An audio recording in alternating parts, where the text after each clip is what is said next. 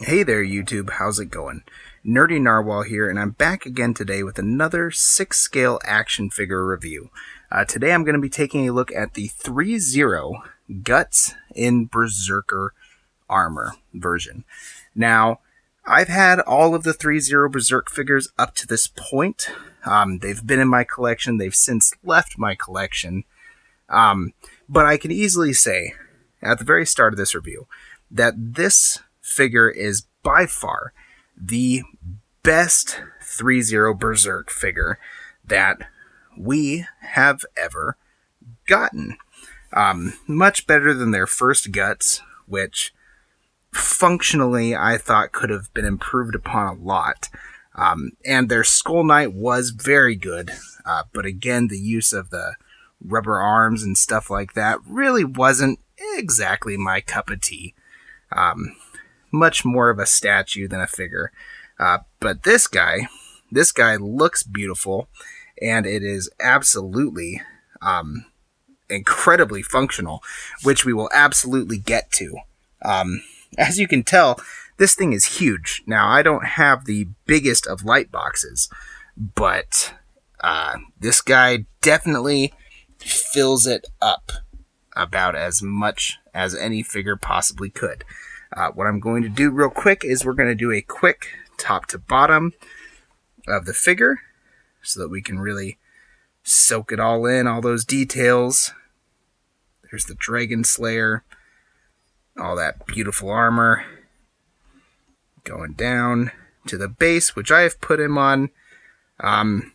This figure does not actually come with a display base, and if you're like me, you like to display most of your figures with bases. The security that they provide puts my collecting heart at ease. So I always try to use display bases when I can, and that's a cheap one I just picked up off of Amazon for what? It was $20 for a pack of 6, pack of 7, something like that.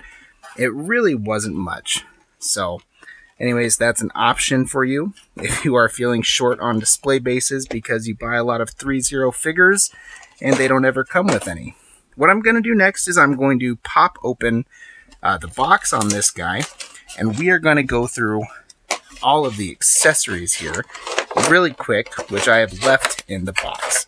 What you're seeing now, what you just saw, the figure itself, that's how I'm going to have him displayed. Probably from now until the end of this figure being in my collection. But he does come with quite a few more things.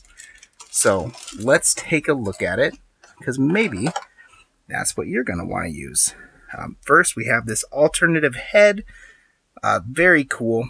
This is when he first gets the armor and just goes crazy berserk. He said it. His head helmet kind of morphs into that, and it does pop apart, as you can see.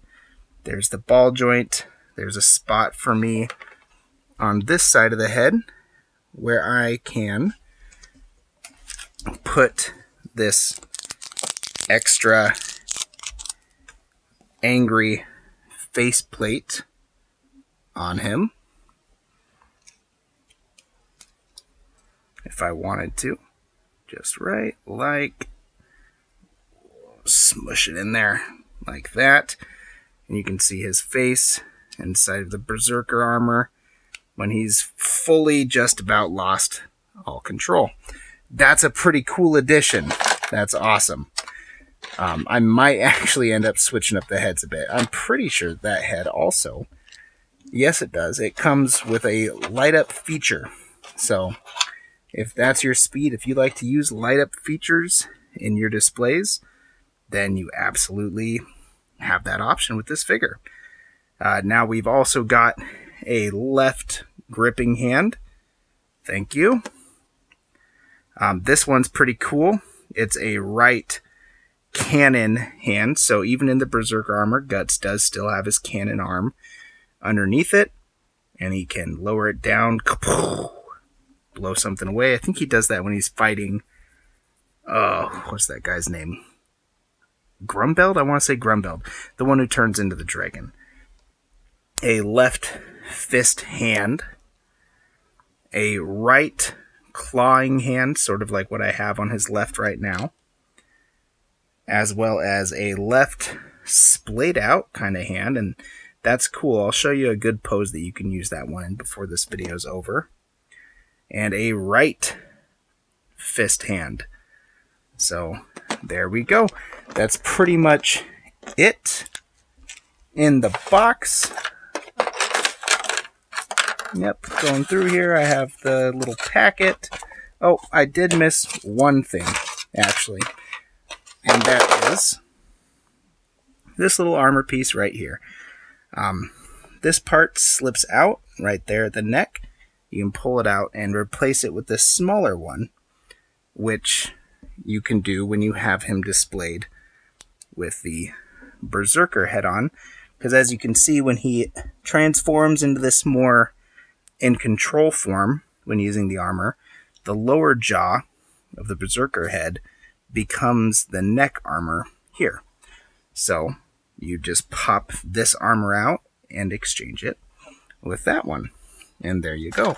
Now let's get into the functionality of the figure, which is really, in my opinion, one of the highlights of this beast, because I don't know if we've ever gotten a Berserk figure quite this functional.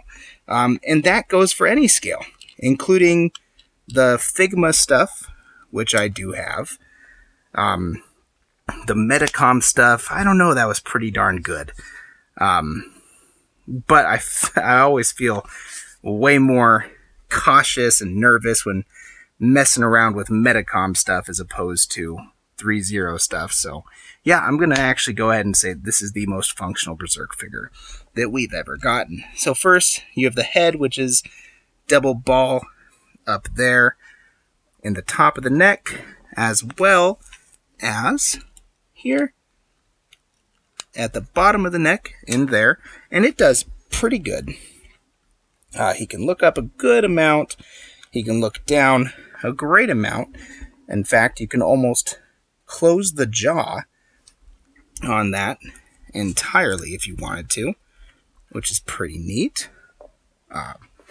The cape is actually connected by a magnet, which is right beside or behind the other end of this. So the cape's going to stay in place pretty well. It looks good. It drapes nicely where it's supposed to, but it is on a wire. So you can pose him up, you know, with a little windswept look, if that's your thing. And these wires actually feel pretty darn sturdy, which is a rarity in 6 scale. Usually they give us just these crap, flimsy wires. But for now, at least, this one seems like it's going to hold things together pretty well, which, you know, that's okay. I usually actually just prefer a nice draping cape, so I might end up taking the wire out of that. Or when my second one comes in, I might end up taking the wire out of that one and having the option to keep one cape correct and one cape just done up to drape. So that's that. Now let's get into the articulation. First of all, there is no other than the cape cloth goods on this figure. What this figure is essentially an upscaled, the articulation on it reminds me most, actually, of a Figure Arts figure. So it's an upscaled 12th scale import figure is sort of how this articulation works, which means this articulation works very, very well, as most of those figures offer some pretty great articulation. That said, with the armor, Threezero's actually done a really good job of hiding those points of articulation when they can, and they should absolutely be applauded for that. So, they did a pretty nice job. First of all, this elbow, as you can see, it's your standard 6 scale joint up in there, and there's a good butterfly. You can get that arm going all the way across his body, which is great. See just how much range that butterfly and hinge combo offer. Put it down, this arm, you can do the same thing, and just like that, you see how high we can raise the arm on this figure, which is pretty awesome. Slide it down. There's also a cut right underneath the shoulder to get that swivel with the biceps. The elbows are double jointed, so you can get a great range of motion at the elbows. Okay, come down here. There's another swivel joint at the bottom of the wrist, which offers plenty. And then it's a standard 6-scale wrist peg. So if you've had a 6-scale figure, you know exactly what to expect from this guy's wrists. Now let's hop into the torso a little bit. I'm going to show you a full ab crunch with this guy so you can see exactly what we're getting into. There is a huge range of motion in the diaphragm, as well as a pretty good range of motion at the waist. And those two things combined means that you can get guts forward at a complete 90-degree angle, which is awesome. And if you combine that with that neck joint, you can get him hunched over in that 90-degree angle while still having him look, for the most part, forward. So that's great. Back, it's not quite as good, but if you get the hips involved with your pose a little bit, like I have, he'll look up. So he'll look up pretty good. So it really, that does the job. Moving on to the hips. Now this is something that I really don't see all too often in 1/6 scale. I want to make sure that's on camera when I show it. So pardon my adjustment real quick. But the hips will actually slide down and out, just like a figure arts figure. So you can get a huge range of motion with those hips. Slide it back. But even without sliding it down, if you just pull them naturally, you'll still get this huge, unhindered range of motion with those hips. This guy goes all the way. Then there is still a swivel at the top of the thigh right there. An excellent double jointed knee. So you can see just how far back he can kick. And then your standard double ball joint on the ankle, as well as a nice little toe hinge. So now I'm going to, on camera, get guts here into an awesomely crouched up pose. If you ever read Berserk and you made it to this part, he's like a wild animal when he's wearing this Berserker armor. Completely. I think he's referred to as being like a wild animal. So he gets into these crazy hunched over animalistic type of poses, and it's honestly, I'm really impressed that this figure, and I'm happy that Threezero did this. They went the route of maximizing articulation, perhaps over aesthetics, a skosh.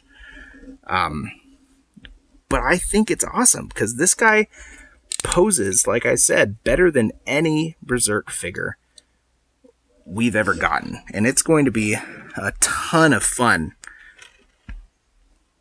to take this guy out and shoot pictures of it. Look at that. You can't do that with the Figma Berserk. You can't do that with the Metacom. And they never gave us the Berserk armor anyways, but that's marvelous.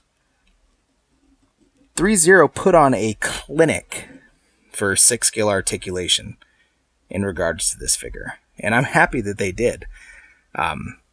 Because I'm a little bit overwhelmed thinking about how I'm going to pose this guy in my display case. There's going to be a lot of different options. Am I going to go static like I admittedly usually do? Or am I going to go for something a little bit crazier? Maybe put him on a shelf above and have him arched over looking down on everyone. I don't know yet. But maybe I'll do a collecting quickie when I do know. This thing is awesome. Anyways, I'm going to summarize things now. If you have ever been in the market for a Threezero figure, or are in the market for a Threezero Berserk figure recently, and I'll get it right back on camera here in a second, one moment, you know that once these guys sell out, people start asking for ridiculous money on the internet. And while I'm not going to tell you whether or not it's worth it to pay $400 for a Threezero Berserk figure, because that's up to you, it really does it can sting a little bit going back and trying to pick these things up after they've sold out. So if history's taught us anything, if you're a Berserk fan and you can swing $220 on it right now, I think is SRP. I got mine from BBTS. It's still on pre-order. A friend of mine hooked me up with this one a little bit early because I think he got his directly from the Asian market. But if you can swing the 220 SRP on this guy, do it. Do not wait. Because I promise you that in not too much time, he will be fetching a lot more on eBay, Mercari, sites like that. In fact, I think people on eBay are already starting to try to ask 400 some odd bucks with him. And he hasn't even released in all the markets yet. His rollout in the US has been very slow. So be patient, but when you see him come up at SRP, don't hesitate, because that may be your last chance. Real quick, let's just go into the aesthetics of the armor here. In my light box, it reflects with a lot of brilliant indigos and blues, which I think is really great, because he is a pretty monochromatic figure. But when the lighting hits him just right, there's definitely a certain brilliance to the armor. So Threezero, they really rocked it with that paint job. So now I'm going to go ahead and end this video. If I missed something, or if you have a question about this product, go ahead and get at me in the comments below. I love having a dialogue with you guys here on YouTube. Otherwise, stay happy, stay healthy, and keep on collecting. Bye-bye, YouTube.